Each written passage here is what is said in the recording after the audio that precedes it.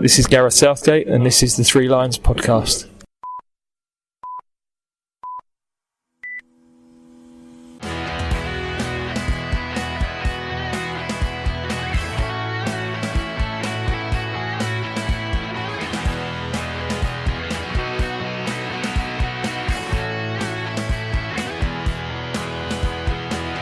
Hello and welcome to the Three Lions podcast. My name is Russell Osborne and this is an independent England football supporters podcast. I hope you've enjoyed the recent episodes I've released. There were a couple over the Easter bank holiday. There was the one where I had a chat with former England physio Alan Smith. Going back a little further, there was the Kazakhstan episode and the one with Mark Raven about Le Tournoi. And there was also the recent review episode where we look back on the matches against San Marino, Albania and Poland. And they can all be found at threelionspodcast.com. And there are a few more already recorded, ready to come your way soon. Now, some of you may remember last year when we were all getting ready for the European Championships before they were postponed by 12 months. I've recorded 8 episodes about England's participation in previous Euro tournaments from 1980 through to 2016. Again, they are all still available to listen to. Just go to threelionspodcast.com. Now, as lockdown continues to ease here in England, we've made it to stage 2 of the government's roadmap. Pubs and restaurants can serve outside, gyms can open, hairdressers, hurrah, can open. Hopefully, it won't be long until we're able to turn those turnstiles again soon. And let's hope that we're going to be able to see England in the flesh very soon, because it's been announced that Middlesbrough's Riverside Stadium will host both pre-tournament friendlies against Austria and Romania.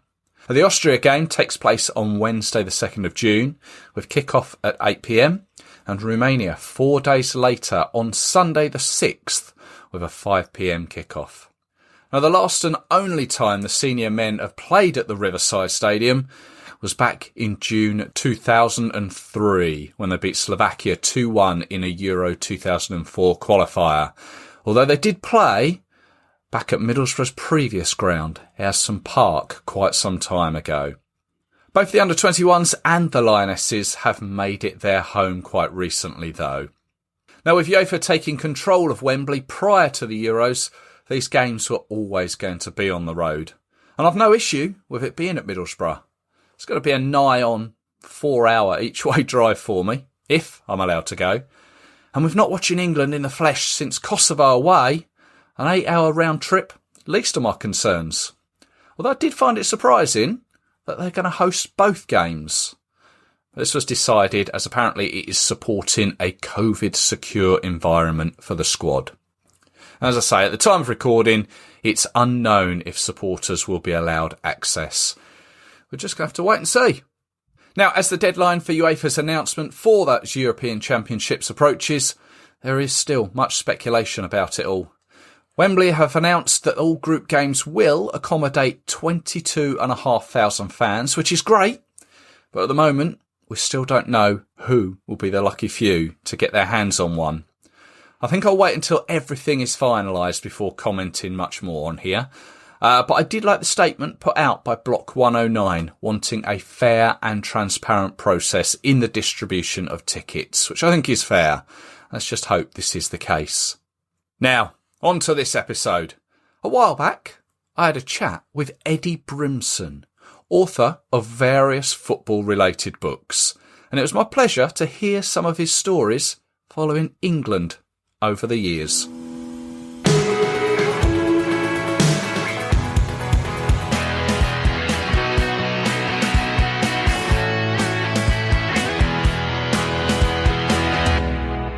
It's my pleasure to welcome author, stand-up comedian, actor, Watford, Hemel and England fan, Eddy Brimson, to the Three Lions podcast. Eddy, hello.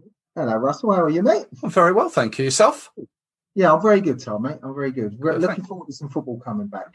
Aren't we all being able to get to some football?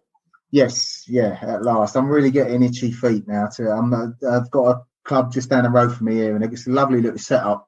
And on a Saturday afternoon now, I just said, what would it be like just to wander down the hill and go in there? But it's coming. We're getting there. Looks like we're going to get the tail end of the season, isn't it? Maybe. Yeah.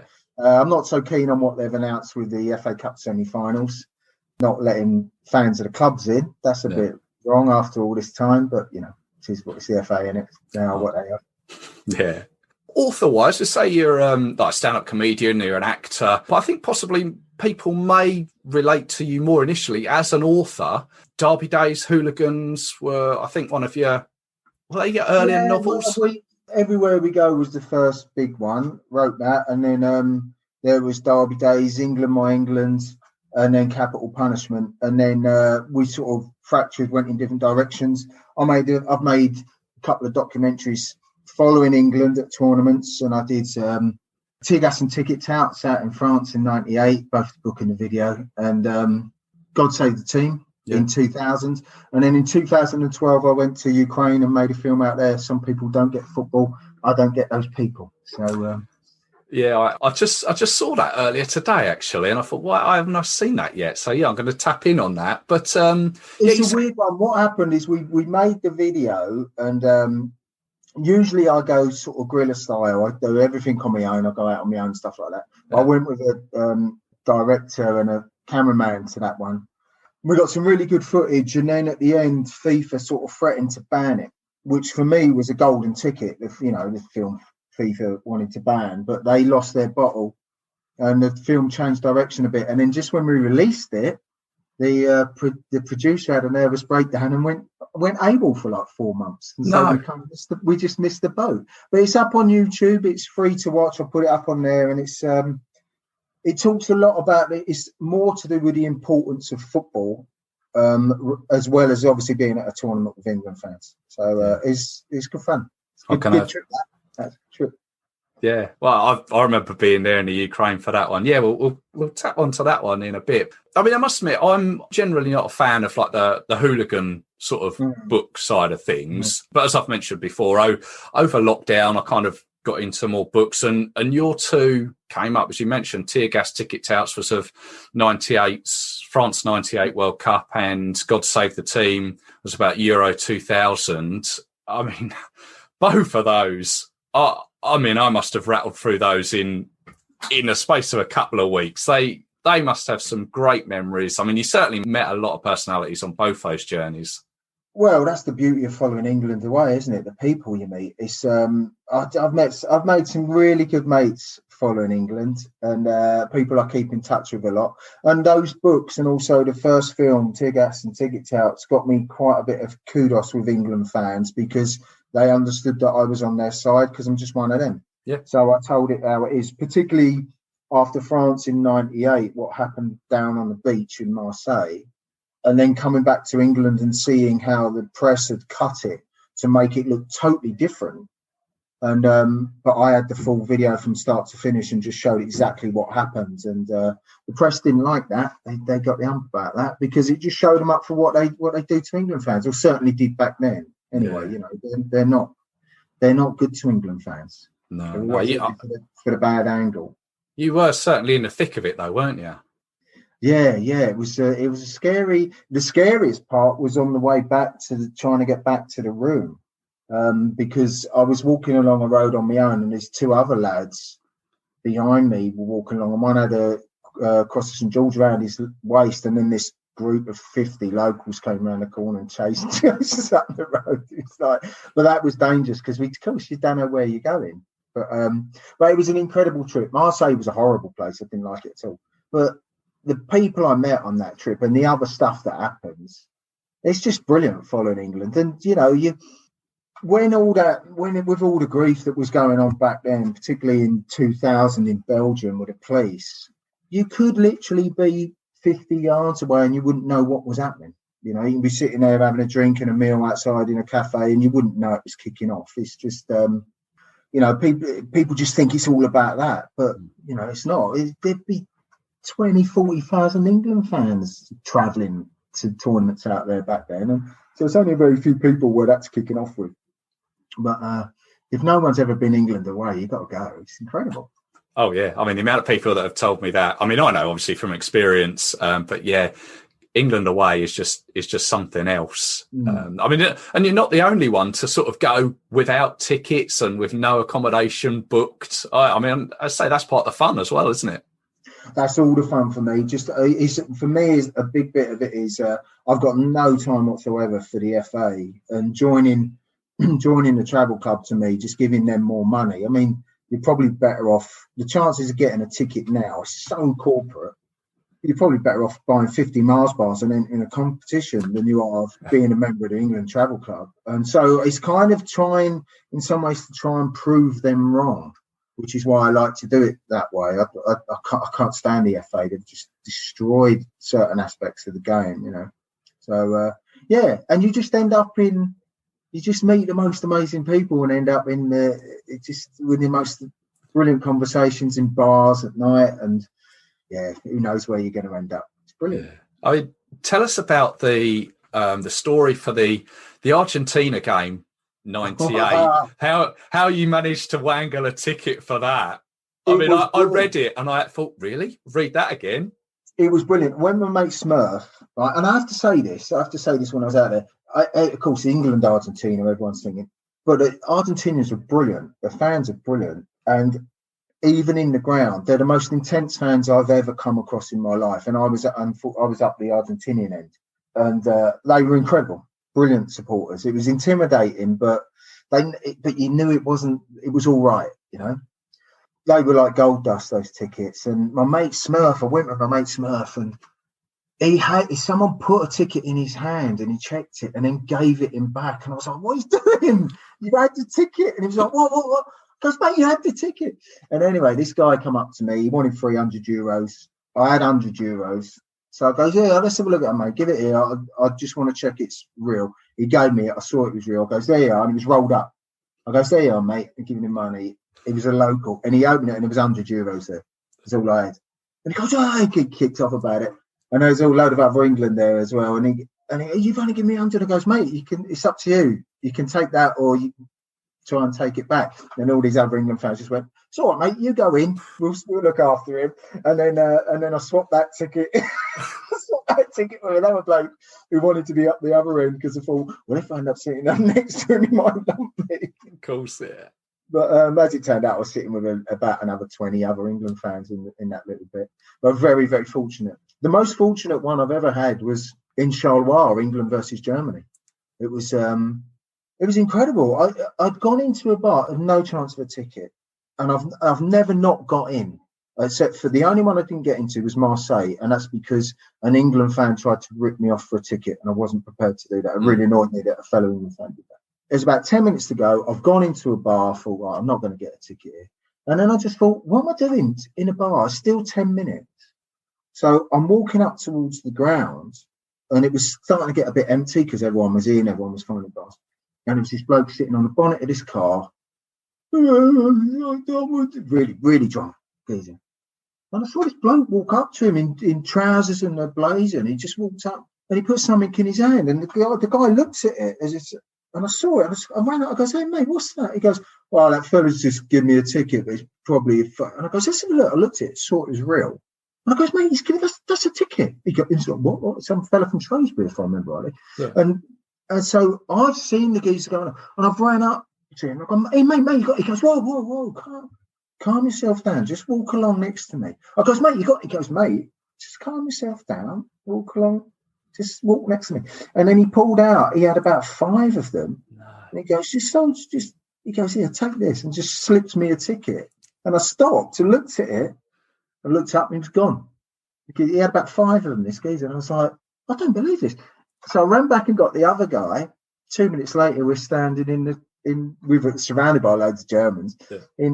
But it was a sort of official bit. So they were, it was all pretty safe. But 5 minutes later, we're standing there watching England sing the national anthem. Couldn't believe it. Could not believe it. But, your chance, you got to... Absolutely. These things happen every now and again. Yeah, no, I remember reading chances happen. Yeah, you said something like you looked up to the sky and it was like God had appeared or something. Yeah, it was like this angel just appeared and then just gone, this fella. But yeah, so there we were. Shearer up there where Shearer nutted it in. Brilliant. Brilliant day like that. That ground, was you at that one? Did you go to No, I wasn't. But there's something about that ground that I seem to remember. There was a lot of hoo-ha about Charleroi, about the fact that it was, I mean, clearly it was too small for the occasion. Mm-hmm. And there was something about it that it wasn't suitable, full stop. The three-tiered stand on the far side, I was opposite that in the corner. That stand, you could just see it moving. You could just see it moving because all the England in there jumping up and down. And it was like, wow, the atmosphere was incredible that day. It was one of those brilliant days that you sort of live for. Yeah, it was a good trip, that. Yeah. I mean, Belgium Euro 2000, I mean, the hype before it, and as well what you said in the lead up to going, because obviously there'd been the riots between Arsenal, Galatasaray, and previous before that, where unfortunately the two Leeds fans were stabbed. I mean, Turkey was, unfortunately, they were seen as the enemy, and sort of the Turkish communities in Belgium, I think you and everyone over there were very wary of.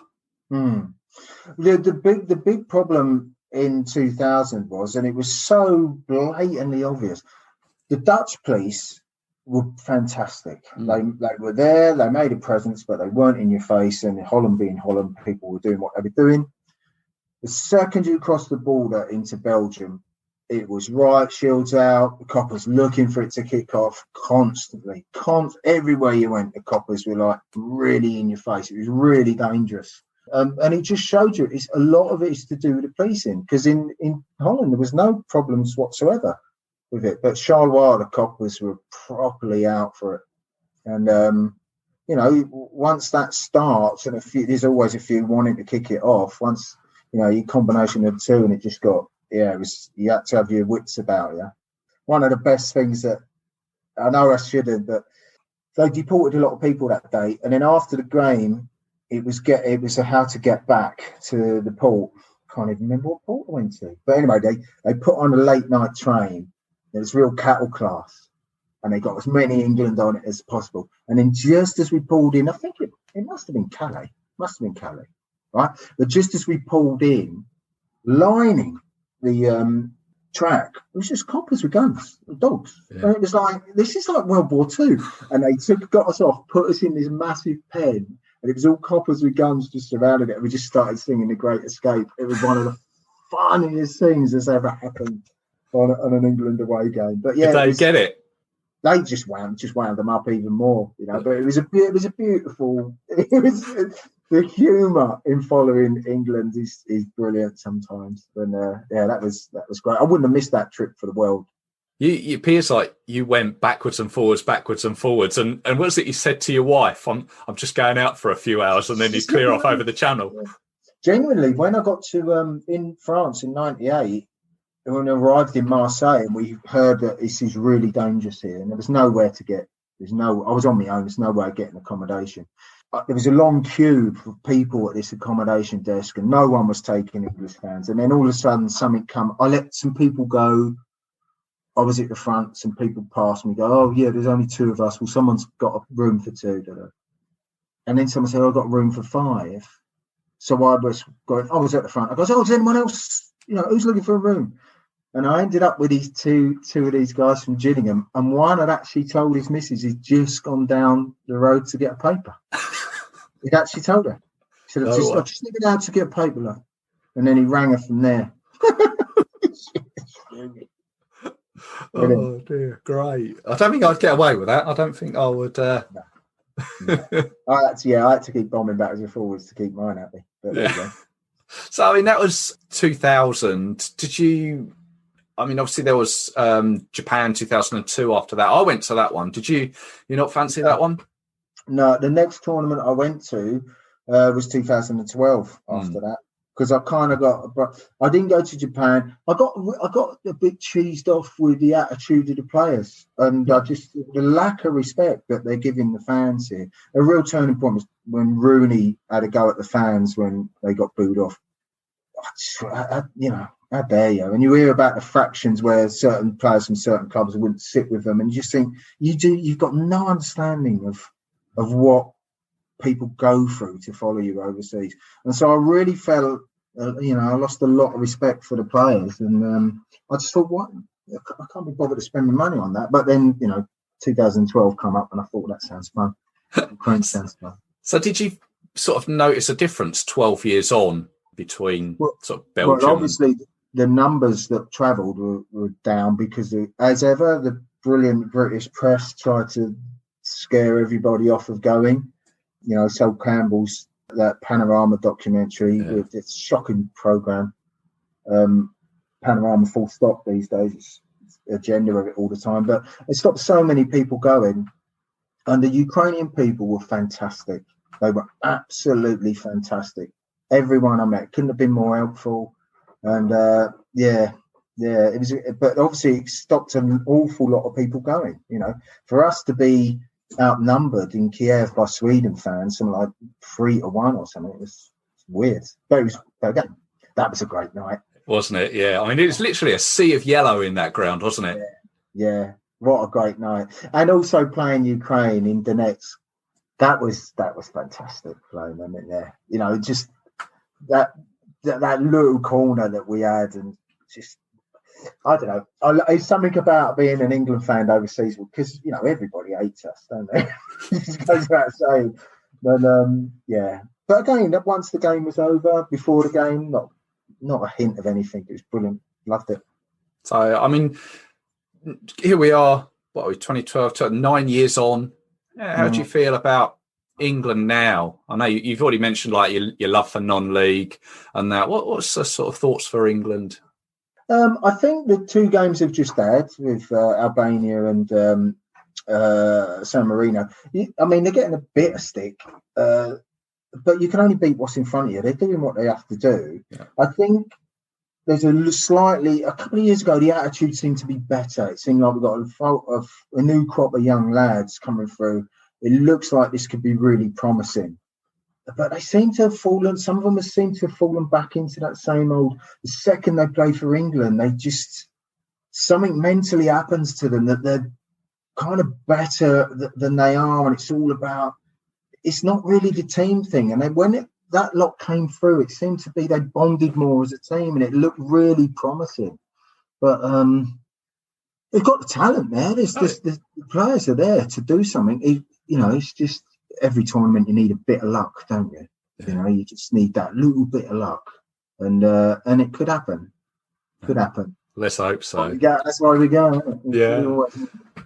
I mean, the football books there, Tear Gas, Ticket, Touts, God Save the Team, both great books. But it's not just football books that you write about, is it? I mean, you've got a new book out now. I got asked to write a film a few years back for Lionsgate. They wanted another sort of football tear-up film. I didn't want to do that. It's all been done, isn't it? So I wanted to write something a bit more in depth and about social comment, really, and a bit of politics in it. And there's football in it because in this book there's football in it because there's a lot about the importance of a football club, and it's a lot to do with nature, nurture, them and us, and passion this guy has for it. It gets quite. It's a hedonistic weekend away. It starts in a mental institution, goes on this hedonistic weekend, which revolves around football, and then it's quite a chilling thing that happens at the end of it. But again, it's about violent men and what drives violent men, and I wanted to sort of focus on that mental health sort of side of things. So there's a fair bit of football in there. Okay, and I did it as a play in Edinburgh in 2019, and it did really well. It got 5-star reviews all over the place. I'd never done a play before, one-man play, but a lot of people stay behind afterwards. There's quite a bit about going to a game and that bonding and that what loyalty is and trust of people around you, but also about the intimidation that can bring, and this showing when you arrive somewhere different and you're showing out a bit, and what that's all about in this guy's head. It's like a long monologue, so it poses quite a lot of questions, probably more than it answers. I mean, I don't know if we mentioned the name of it there. It's called Naughty Boy, isn't it? It's called Naughty Boy, yeah. It's called Naughty Boy, and it's out on Amazon, and you can get it on Kindle, or you can buy the paperback, and it's the reviews are good on Amazon as well. I'm quite happy with that. So yeah, it's cool. going all right. I mean, and I'll be touring the play. I should have been in Australia at the moment doing it. because I was out the last year at the comedy festivals, and I showcased it, and both the places, Perth and Adelaide, both wanted me to come and do the play.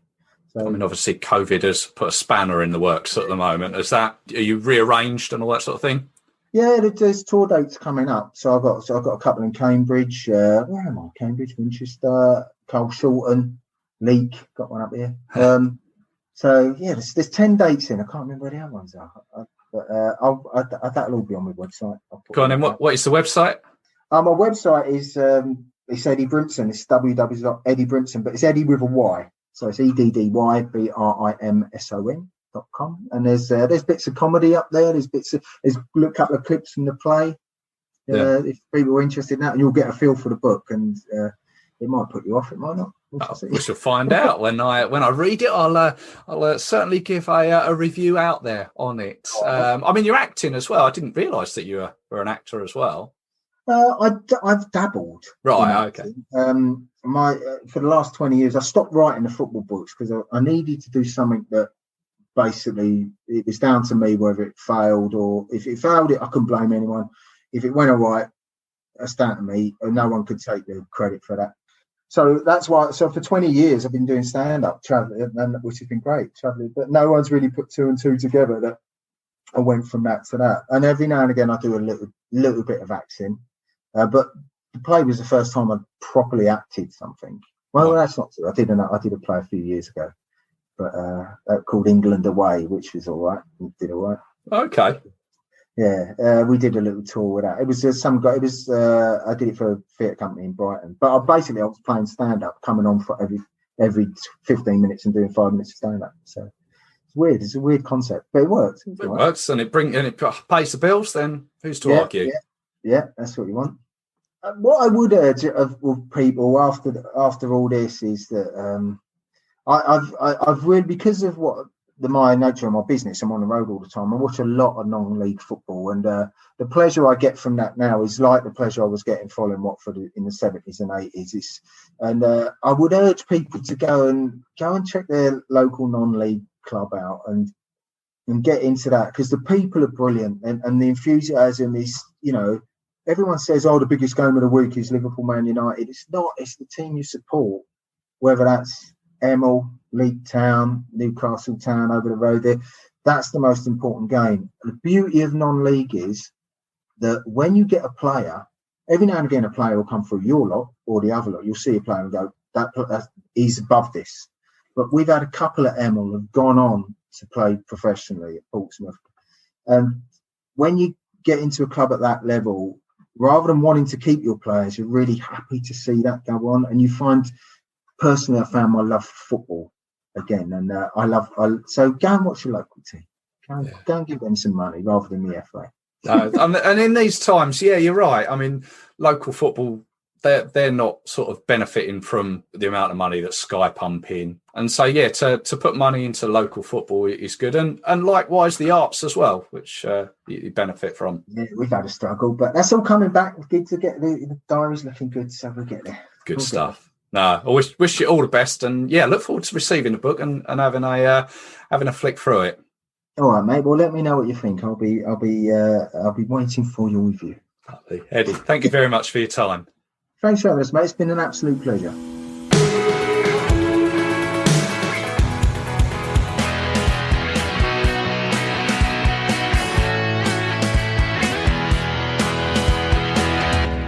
That was a great chat. Really enjoyed that. Thanks to Eddy there. He is on social media, so you can find him at Eddy Brimson on Twitter. And the book, Naughty Boy, is a good read. Although as a male, I had that horrible feeling in the pit of your stomach after reading chapter 6. You'll have to read that one to get that feeling, should you want it. Although chapter 19 reminds us of everything we've missed about going to watch football during this awful pandemic. And the film he mentioned, where he went to Euro 2012, I've put a link to that on Twitter. It is a good watch. Go and find it. Now, some sad news. Doug Holden was the 776th player to represent England. He was a winger. Sadly, he passed away on the 8th of April, aged 90. Doug made 5 appearances for England, all in 1959, whilst he was with his club, Bolton Wanderers. His debut came in a 1-0 win over Scotland, and he also went on a tour of South America, taking in Brazil, Peru and Mexico. He played for Bolton from 1950 until 1962, and then he moved on to Preston North End for 3 years. And of course, Prince Philip was 99 years old when he died on the 9th of April. He was the president of the FA between 1955 and 1957, and of course was standing close to Her Majesty the Queen as she presented Bobby Moore with the World Cup in 1966. As always, thank you very much for listening. I hope you've enjoyed it. As I mentioned at the top of the show, all previous episodes are available at threelionspodcast.com. And if you liked what you heard, why not tell your friends? Why not give it a review on the likes of iTunes? Plus, you can follow the podcast on social media, Twitter, Facebook, Instagram. Just search 3 Lions Podcast. So I'll catch you very soon. I've got more episodes in the pipeline. Take care. Stay safe. I'm off to get a haircut and a pint. Cheers.